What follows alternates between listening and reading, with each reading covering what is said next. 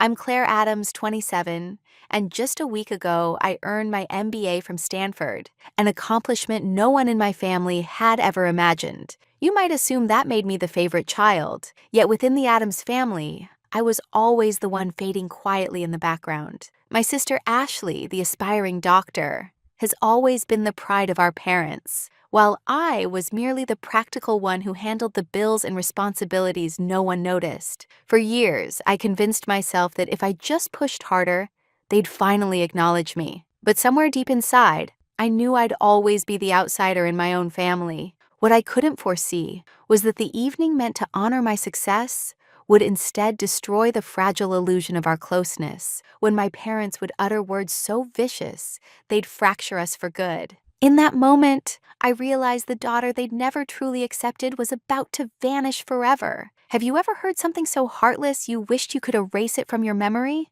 especially on a day meant to lift you up? If my story resonates, maybe sharing it will help someone else rediscover their own worth. We gathered at Delmonico's, one of the most elegant spots in Seattle. Crisp white tablecloths, golden chandeliers, and the soft murmur of wealth all around. I had booked the private room myself, covering every meal, every bottle, every last detail. It wasn't about showing off. After years of side jobs, student loans, and relentless effort, I simply wanted one evening to celebrate something I had truly earned. I welcomed each guest with a polite smile that never fully reached my eyes. Professors, colleagues, my supervisor from the consulting firm where I'd just secured a full-time position, and classmates who looked genuinely proud to be there. Then my parents arrived.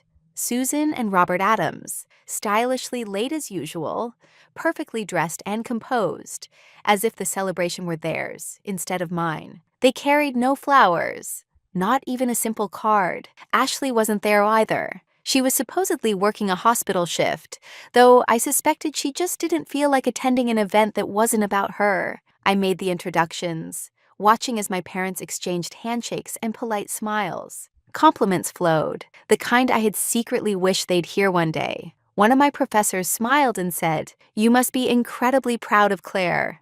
A Stanford MBA is no easy accomplishment." My mother gave a small, airy laugh and replied, "We're proud of both our girls, but Ashley, our youngest, she's in med school now, pulling long hours in the ER, saving lives. That's what truly matters." Silence followed. You could almost hear the cutlery pause midair. My grin stayed fixed, rigid and practiced, like it had been fastened there just to survive the moment. A few minutes later, my manager rose to give a toast. He spoke about my determination, how I'd guided our intern team and kept everything afloat when deadlines loomed. "Claire is among the most capable young consultants I've ever worked with," he said proudly. "She's destined for great things." The applause that followed was warm and genuine. I turned toward my parents, hoping for even a flicker of pride in their eyes. My father let out a light laugh.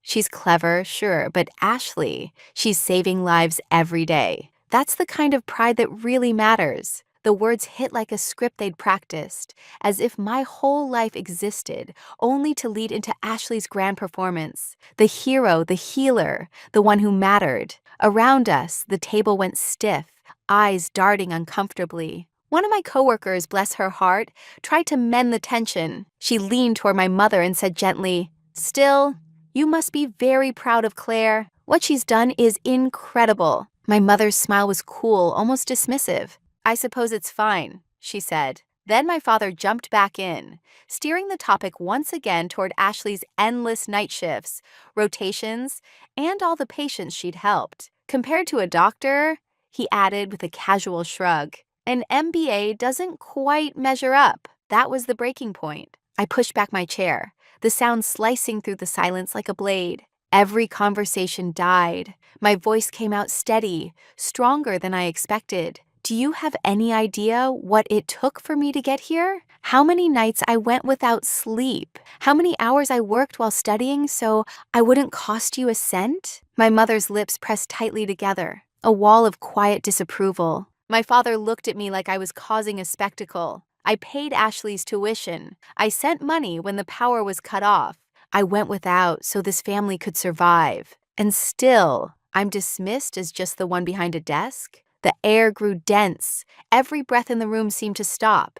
By then, I wasn't speaking to the guests, only to the two people who had never truly seen me. If I'm as useless as you think, then who do you believe kept this family from falling apart all these years? My father rose, his face flushed with anger. He didn't raise his voice. He didn't need to. His reply was sharp enough to wound. We wish we never had a daughter like you. A collective gasp, the sound of a spoon hitting a plate. For a heartbeat, my vision swam. Not from tears, but from sudden, painful clarity. I looked around the table, seeing every shocked expression, every person who valued me for what I'd achieved, and then back at the two who had just erased me in an instant. When I finally spoke, my tone was calm, almost steady. If that's truly what you wish, then maybe it's time I start living as though I never belonged to you at all. And I left. If I was never truly wanted, maybe it was time to start living like I never belonged to them at all. I didn't shed a single tear that night,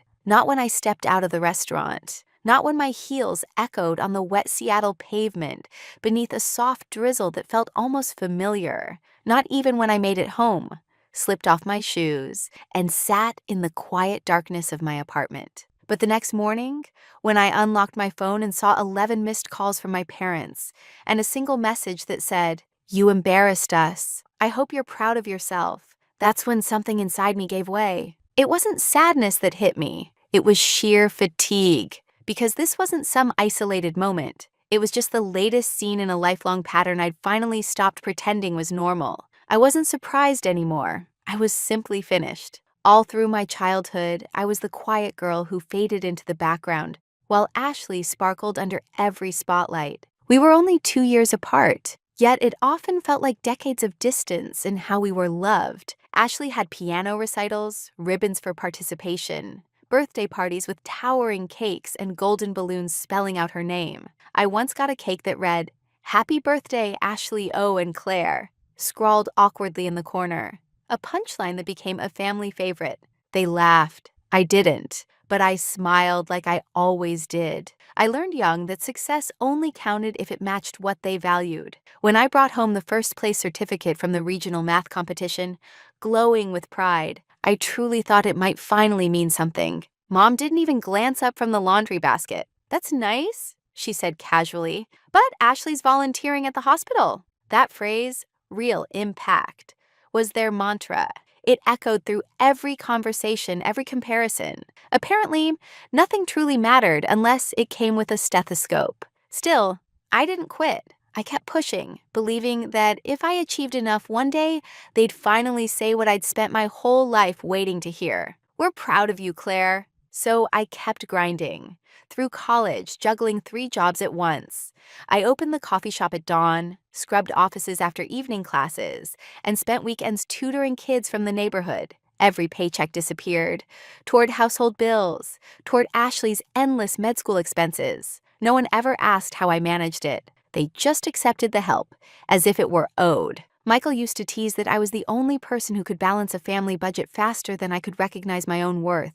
He said it with a grin, but there was always that flicker of tenderness in his eyes afterward. Michael had been my closest friend since college, the one person who always saw past the masks I wore. His story wasn't identical to mine, but it carried the same melody. His father, a former military man, demanded obedience with an iron hand. When Michael chose art instead of engineering, the man disowned him. But unlike me, Michael didn't spend years begging for approval. "You can't water dead roots, Claire," he once told me. "It's not your fault when nothing grows." At the time, I brushed it off, thinking he was just bitter. I still believed loyalty meant giving until there was nothing left to give. But that night, for the first time, his words began to make sense. After the disastrous dinner, Michael called. I couldn't bring myself to answer, but I replayed his voicemail over and over. "Claire, I'm proud of you, not just for speaking up,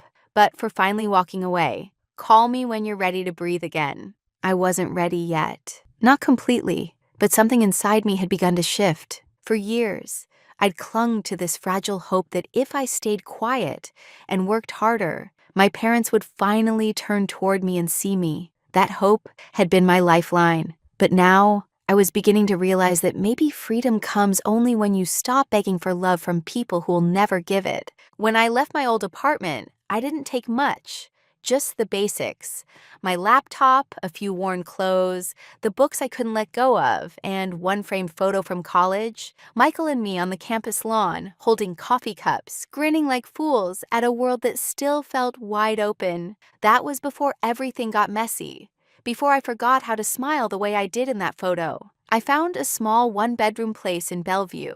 Simple but cozy, with hardwood floors, white walls, and a wide window looking out onto a quiet street, shaded by maple trees. It wasn't much, but it was mine. Paid for with my own earnings. Chosen, arranged, and lived in entirely by me.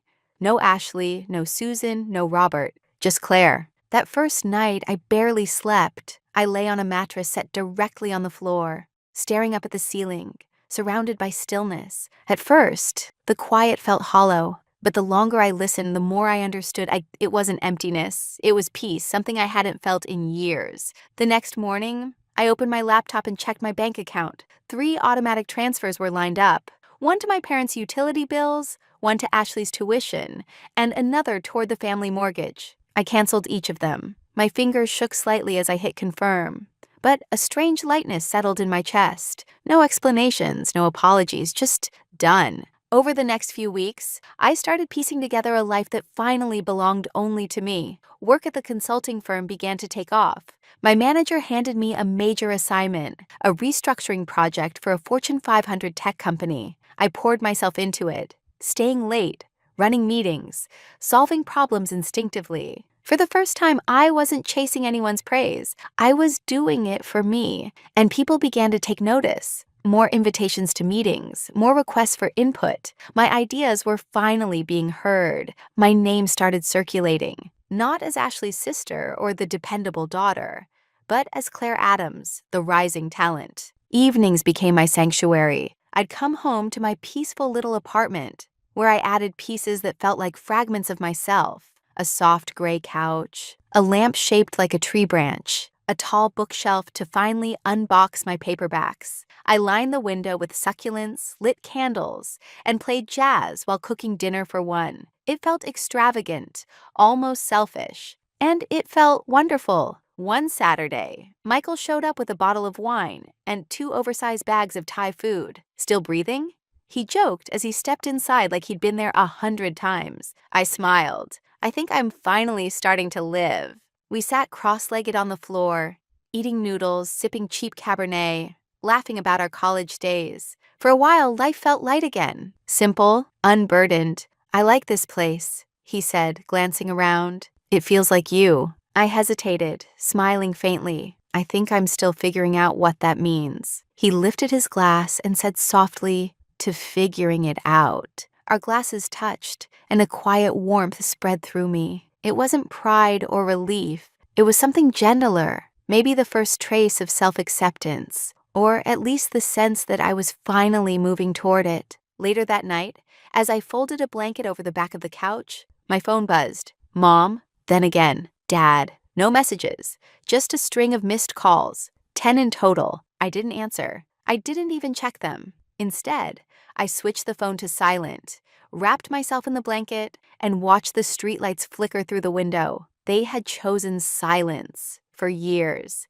Now I was returning it, a silence they'd finally be forced to hear. Then came a knock, not gentle, not uncertain. It was firm, deliberate, demanding, the kind of knock that doesn't wait for an answer. It insists on being heard. I glanced at the clock. 4:13 p.m., a Tuesday. I'd just come back from work, still in heels, blazer slipping off my shoulders. When I opened the door, I went still. There they were, my parents, Robert and Susan Adams, standing as if nothing had ever happened. They looked immaculate, like they were paying a visit to property they still believed was theirs. My father wore a crisp button-down and polished leather shoes. My mother stood rigid in her beige trench coat, arms crossed, lips drawn tight like she was preparing for battle. I said nothing. I didn't move. We need to talk, my mother said. The last time we'd spoken, she told me I'd humiliated the family. Yet here she was, on my doorstep, pretending the wound didn't exist. Without waiting for me to respond, they walked right past and into my apartment. I closed the door slowly behind them. As if one wrong sound might set something off, they settled onto my couch, the one I'd bought myself, in the living room I'd built from my own hard work and sleepless nights, with money they'd never thanked me for. I stayed standing. "Claire," my father began, adjusting his tone into that smooth, professional cadence he used for meetings. "Ashley's run into some setbacks." Setbacks? That was the word he chose. Her hospital internship had been terminated. "Staff cuts," my mother said curtly. "And as for her tuition, the remaining balance hasn't been paid. If that doesn't get resolved soon, Ashley might have to leave the program." "And?" I asked, my tone flat. "And," my mother shot back, "we need your help." There it was. No apology, no trace of remorse.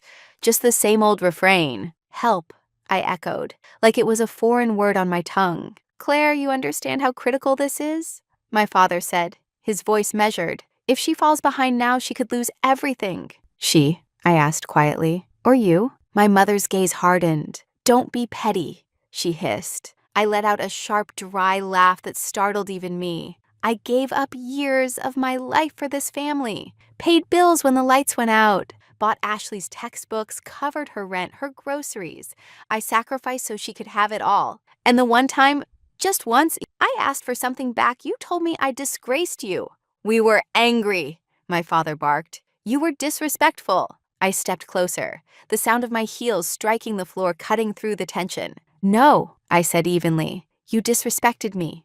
For years, quietly, consistently, until it became the rhythm of our family. You didn't raise me. You drained me." My mother straightened, her arms unfolding. "We're your parents," she said sharply. "We brought you into this world, and I carried it," I replied, the words rising from somewhere deep. "I carried it while you stood on my back and praised someone else for standing taller." The air between us tightened, thin as a wire ready to snap. "You don't get to walk in here and pretend none of that happened," I said quietly but with force. "You don't get to act like you never told me you wished I'd never been born." My father's mouth opened, then shut again, the silence doing all the talking.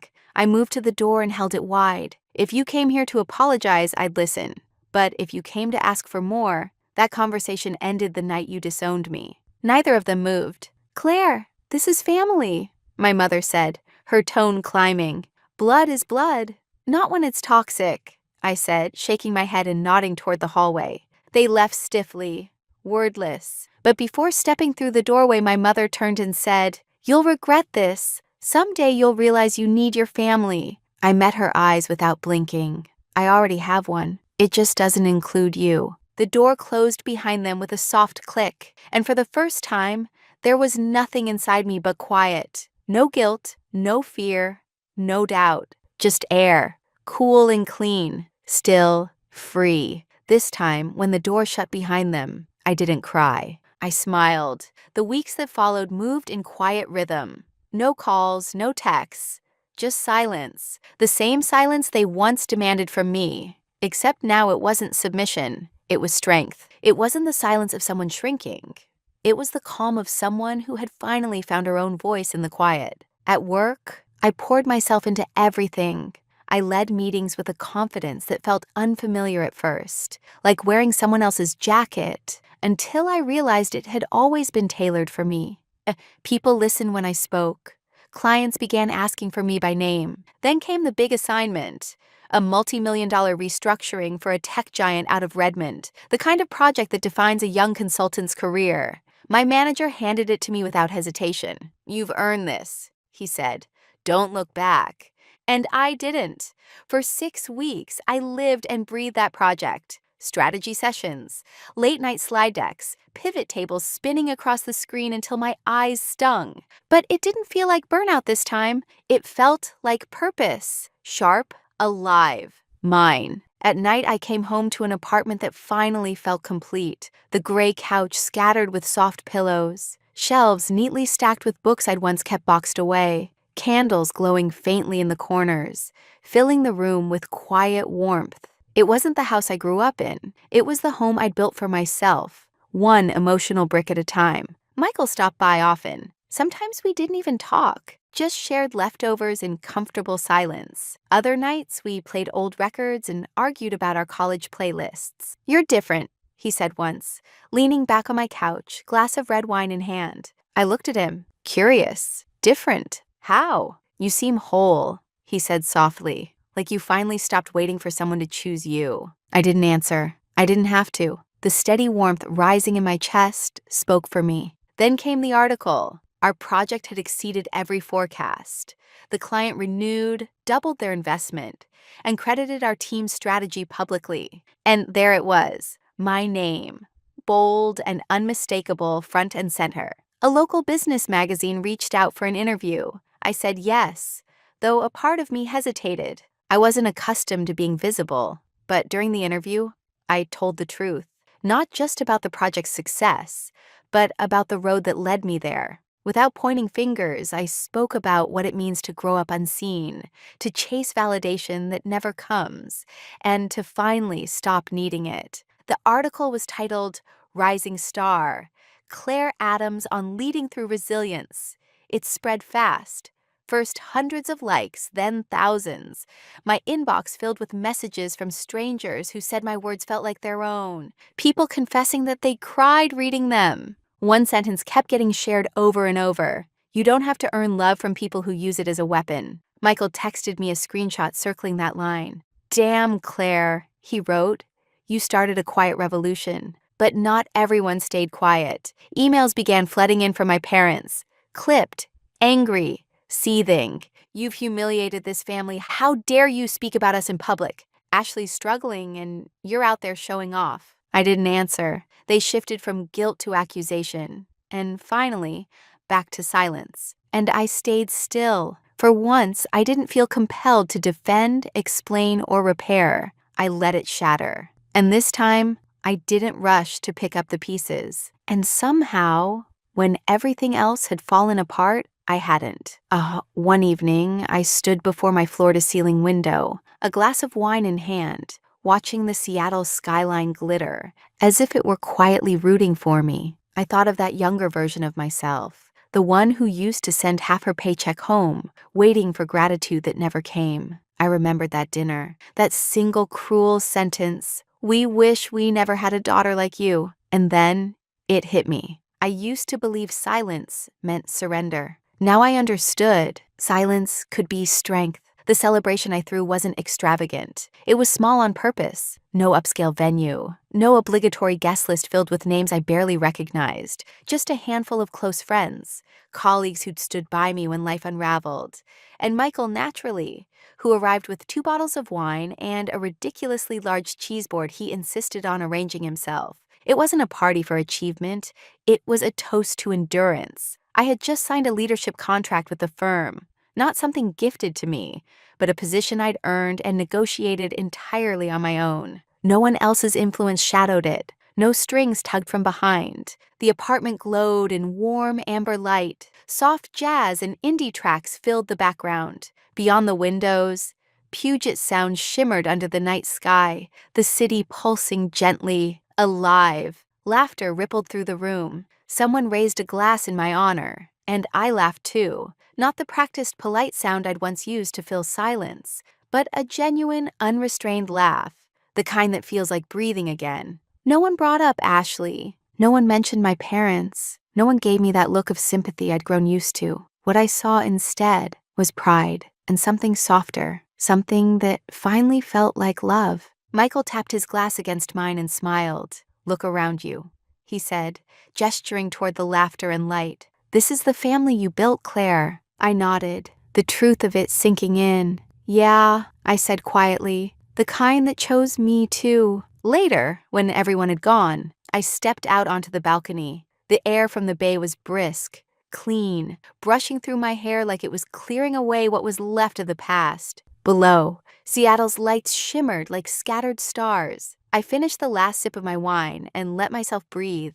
I thought of all the unseen sacrifices, the years I kept giving until there was nothing left to give. I thought of that dinner, of those words I'll never unhear. But then I remembered the first time I stood up for myself, the first night I slept here, alone but safe, The first time someone told me they were proud of me and meant it. And it hit me. Maybe we don't get to choose the family we're born into, but we do get to decide which parts of that story stay with us and which ones we finally set down. Maybe love that demands proof isn't love at all. Maybe real freedom is learning to stop needing what was never freely offered. From inside, my phone began to buzz.